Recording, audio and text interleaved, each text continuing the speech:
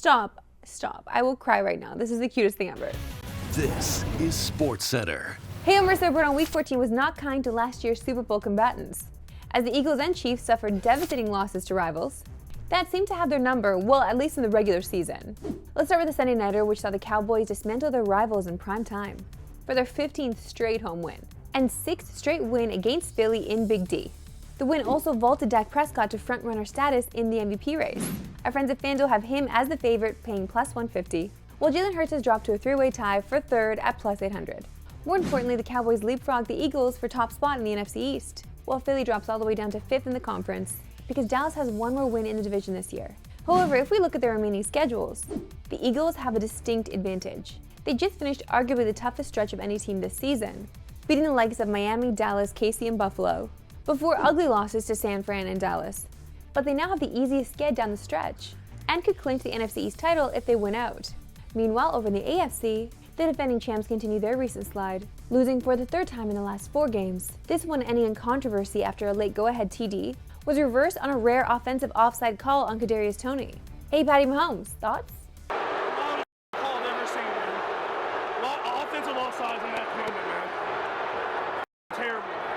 This is like the boys complaining in beer league about every call. Now, some would agree with Mahomes and Andy Reid, saying it's not a call that's usually made, especially with situations like that without any warning. However, referee Carl Sheffers noted that no warning is required, especially if they're lined up so far offsides, where they're actually blocking our view of the ball. Now, if you look at previous years, this was a call that was rarely ever made, just twice last year and once in 2021. However, the NFL has put more focus on it this year, and it's now been called 14 times this season, which is exactly once a week. So maybe the Chiefs should have been aware of that? Now that we've got that cleared up, we should take a look at the very unclear AFC playoff picture. The loss sees KC no longer with a realistic shot at a first-round bye, and gets Buffalo right back into playoff contention, as one of 6 teams at 7-6. And Week 14 wraps up with a Monday night double dip. Miami can essentially lock up the AFC East with a win over Tennessee, while Green Bay can get back over 500 with a win over the lowly Giants. These games both kick off at 8:15 Eastern and are both available on TSN. So get ready to just hit that previous channel or just dual screeners tonight. You know you like it. To the NHL now, and coming off one of their most complete games of the season. In a win over Nashville, the Leafs are in Long Island tonight. The Leafs and Islanders have had fairly similar seasons so far when it comes to their records. The Buds have 32 points and sit 3rd in the Atlantic, while the Owls have 31 and have 2 games in hand on Toronto, and sit 4th in the Metro. The other thing these two teams obviously have in common is having John Tavares as their captain. And even though it's been 5 years since JT left the island for his hometown team, it's safe to say they will not be getting over it anytime soon. We will chant as loud as possible, "We don't need you," because we don't.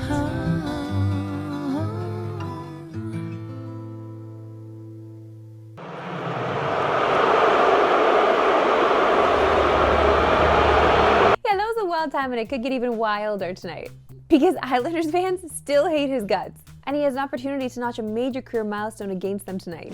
Tavares is just 2 points away from reaching 1,000 career points, and could you imagine the scene if he notched them both tonight in front of the crowd that saw him notch the first 621 points in his career?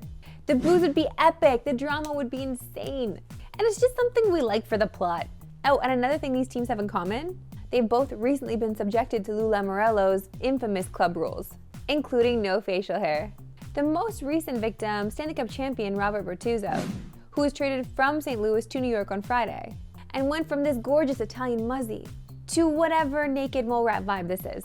It should be a battle of the Iliads between the pipes tonight, with Sorokin getting the start for the Isles, and although they did not practice at all yesterday, it should be Samsonov between the pipes for the Leafs, with Joseph Woll unavailable for the foreseeable future.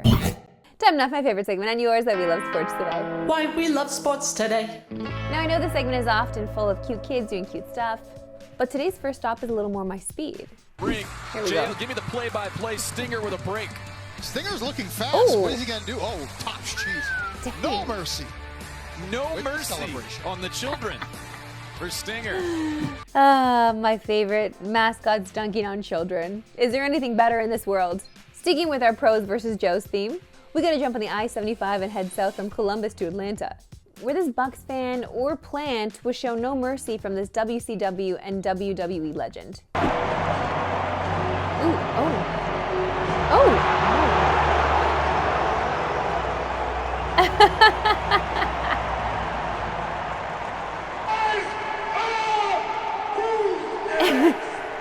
Okay, I mean, that was obviously planned. You can't just do that to fans, right? And we're gonna end with some great news out of Southern California. And no, it's not Shohei related, okay? And for the first time this season, 4 months after suffering cardiac arrest, Bronny James makes his collegiate debut. Again, just happy for the kid to be back playing basketball and get into a real game. And we would say that whether it's LeBron James' son or any player, right? When you have a health scare like that, just great to see him back on the court. I love the standing O and Dad's just up there with his phone, just being a proud dad, come on. Like I just mentioned, King James was in attendance, fresh off his inaugural in-season tournament victory, capturing the moment on his phone like a proud papa. Which reminded us of this classic shot of Braun at a WWE Raw event 20 years ago, with slightly different recording equipment. The flip, oh my God. I would actually love to see the quality of that video at this point in time. Oh my goodness. We all had the flips, okay? We had the flips at a Razor, at a Nokia. Elder millennials, where are you at? And don't forget the Raps are back in action tonight after their in-season tournament break, visiting the Knicks and trying to snap a 3-game losing skid. Almost exactly a year ago, Pascal Siakam had a career-high 52 points at MSG. Let's see if he can replicate that at 7 Eastern on TSN. Okay, so baseball fans around this country are still reeling from Shohei Otani's record-setting deal with the Dodgers made on Saturday, a day after some outlets were all in on him choosing the Jays. And then, of course, there was all that speculation on Twitter with following flights and sushi reservations, and it was a mess. It was mayhem and a mess on Friday. But have Jays fans learned their lesson? Apparently not, because last night Jays fans were buzzing again on socials after Cody Bellinger's fiance posted stories that appeared to indicate she was in Toronto, which got our girl Jorda wondering if she was part of that Kikuchi sushi rezo. But it also got some conspiracy theorists looking into the photo and pointing out that it looked like it may have been from a couple years ago, because certain buildings appear to be missing from the Toronto skyline. And it was overcast yesterday in the 6th, although the reservation would have been made for Friday, so who really knows? Are the fans getting duped again? Is Toronto getting played or used for leverage? Is it all a coincidence? Honestly, I gotta tell you, I'm sick of it. I'm sick of it. Oh my goodness, that's all for today. We'll see you right back here tomorrow at 3 Eastern. No Pacific! Have a good one.